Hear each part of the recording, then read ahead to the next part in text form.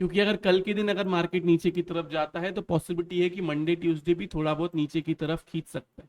इसकी पॉसिबिलिटी मुझे कम लगती है मेरे हिसाब से। अगर मैं देखूं तो यहाँ पे देखा जाए, एक मैं आपको समझाता हूँ। ये दिख रहा है, आरएसआई फ्लैट है, लेकिन स्टिल ये यहाँ से जो है नीचे की तरफ आया। मतलब ये ऐसा नीचे की तरफ आया है, आरएसआई फ्लैट है, डाइवर्जेंस दिखा रहा है, तो मेरे हिसाब से ये ऊपर की तरफ ही जाना चाहिए। लेकिन प्रॉब्लम क्या है, ये आया है सिर्फ 15 मिनट्स टाइम फ्रेम पे। एक बार हम लोग आर्ली कैंडल भी चेक कर लेते हैं guys. Hello everyone, welcome back to the channel. Hope so आप सभी लोग जो है अच्छे खासे प्रॉफिट में होंगे। अभी टाइम हो रहा है 3:38। आज है 2 मई। हम लोग जो आंसर्स करने जा रहे हैं वो में काम आएगा। 3 मई के लिए जो है एक इम्पॉर्टेंट दिन है, क्योंकि फ्राइडे की क्लोजिंग है। मतलब वीकली क्लोजिंग आने वाली है, मतलब एक वीकली कैंडल बनने वाली है।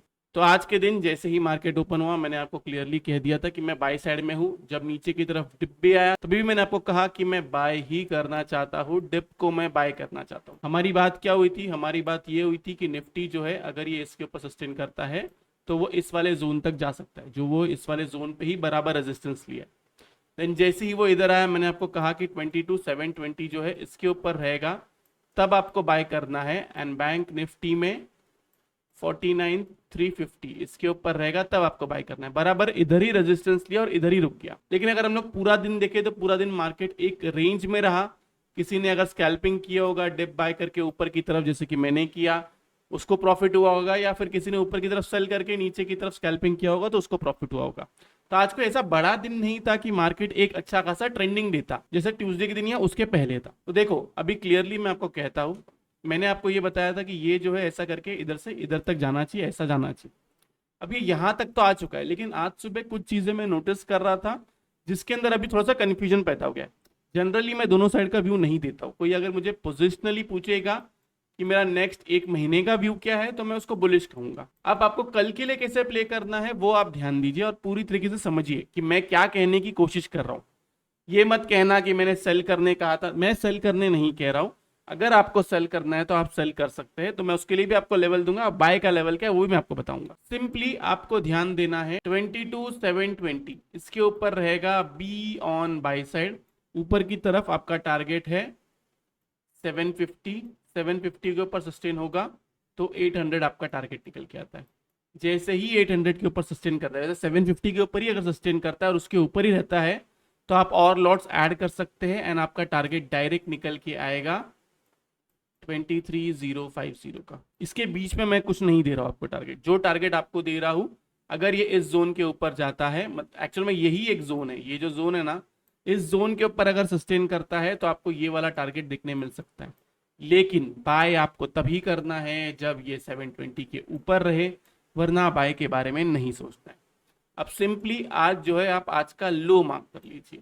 आज के लो के नीचे रहता है, जो लो निकल के आता है, एग्जैक्ट लो क्या है इसका, 22,580.60। 580 पकड़ लीजिए, इसके नीचे रहता है बी ऑन सेल साइड, सिर्फ इंट्राडे के लिए। और आप स्टॉप लॉस ट्रेल करते जाओगे जैसे ही आप ट्रेड ले लोगे उसके बाद में। मतलब अगर नीचे की तरफ आता है तो उसके बाद में आप ट्रेड को सेल ट्रेलिंग पे ध्यान दोगे, जिसमें आपका टारगेट निकल के आता है 500 से लेके 530। बस यहाँ पे आपको पूरा का पूरा प्रॉफिट बुक करना है। देन वही आपको फिर से पोजिशनली बाय की तरफ ध्यान देना है। ऐसी भी पॉसिबिलिटी है कि ये जो है यहाँ से ऐसा ऊपर की तरफ चले जाए।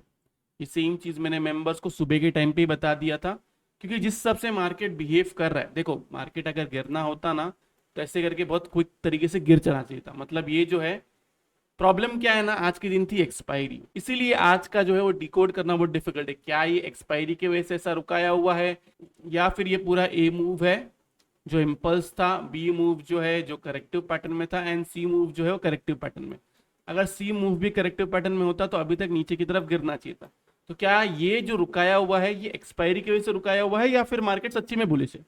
ये हमको कैसे पता चलेगा? ये वाला हाई ब्रेक होगा तब हमको पता चल जाएगा, ये वाला लो ब्रेक हो जाएगा तब हमको पता चल जाएगा क्या ये मूव बना रहा है या फिर ये मूव बना रहा है। क्लियर है इतनी मेरी बात?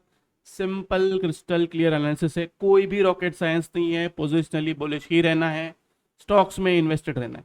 ये रही बात निफ्टी की। अब हम आते हैं बैंक निफ्टी में। बैंक निफ्टी जो आज के दिन ज्यादा बियरिश था, इसका भी मैं आपको स्क्रीनशॉट बता देता हूँ जो मैंने मेंबर्स को बताया था कि जो है यहाँ से ऐसे टाइम पास करेगा एंड यहाँ से फिर से ऊपर की तरफ जाएगा, जो मुझे ऐसा लगता है। लेकिन अब आप इसके अंदर कैसे प्ले करोगे, देखो सिंपली आपको क्या करना है पता है, आपको मार्क करना है 49K पकड़ लीजिए। 49K के नीचे रहता है बी ऑन सेल साइड, आपका टारगेट निकल के आता है 48,600 एंड उसके बाद अगला टारगेट निकल के आता है 48,530।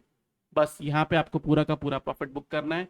यहाँ से आपको अपना पोजिशनल बाइंग स्टार्ट करना है, जिसमें आप थोड़ा बहुत यहाँ पे ऐड करोगे, देन थोड़ा बहुत आप 48K के पास ऐड करोगे, जिसमें आपका स्टॉप लॉस रहेगा 47,600 बिलो 2 क्लोजिंग का टारगेट नए ATH का एंड ऊपर की तरफ 50,800 का। क्लियर है? सेल कहाँ से करना है देन वापस बाय कहाँ पे करना है वही बता दे। मैं क्या करने वाला हूँ, मैं सिर्फ बाय पे फोकस करने वाला हूँ। हम लोग ने आज के दिन बाय किया हुआ है, अगर ऐसा होता है कि कल के दिन गैप डाउन होता है, नीचे की तरफ गिरता है, तो मैं कल के दिन कुछ नहीं करूंगा। मैं जो भी एवरेज आउट करूंगा या एडजस्टमेंट करूंगा वो मंडे ऑब्लिक ट्यूसडे के दिन करूंगा, क्योंकि अगर कल के दिन अगर मार्केट नीचे की तरफ जाता है तो पॉसिबिलिटी है कि मंडे ट्यूसडे भी थोड़ा बहुत नीचे की तरफ खींच सकता है। इसकी पॉसिबिलिटी मुझे कम लगती है मेरे हिसाब से। अगर मैं देखूं तो यहाँ पे देखा जाए, मैं आपको समझाता हूँ, ये दिख रहा है RSI फ्लैट है, लेकिन स्टिल ये यहाँ से जो है नीचे की तरफ आया, मतलब ये ऐसा नीचे की तरफ आया है, RSI फ्लैट है, डाइवर्जेंस दिखा रहा है, तो मेरे हिसाब से ये ऊपर की तरफ ही जाना चाहिए। लेकिन प्रॉब्लम क्या है, ये आया है सिर्फ 15 मिनट्स टाइम फ्रेम पे।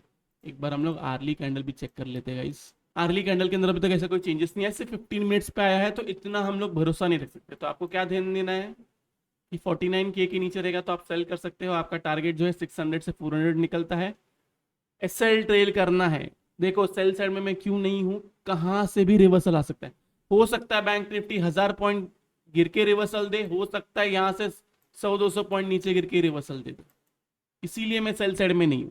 अभी तक मैंने सेल इसलिए नहीं किया हुआ है, जिसका सबसे बड़ा रीजन यही है क्योंकि मेरा ऊपर की तरफ का टारगेट अभी तक पेंडिंग है, स्पेशली निफ्टी में। बैंक निफ्टी में तो एक बार आ गया, निफ्टी में अभी तक जो मेरा सेकंड टारगेट है वो सेकंड टारगेट भी नहीं आया। तो आपको सिर्फ इसको ध्यान देना है, ऊपर की तरफ आपको बाय करना है तो आप सिंपली ध्यान दे सकते हैं 49,350 जो मैंने आज का लेवल आपको बताया है, इसके ऊपर रहता है बी ऑन बाय साइड, आपका टारगेट है 49,600।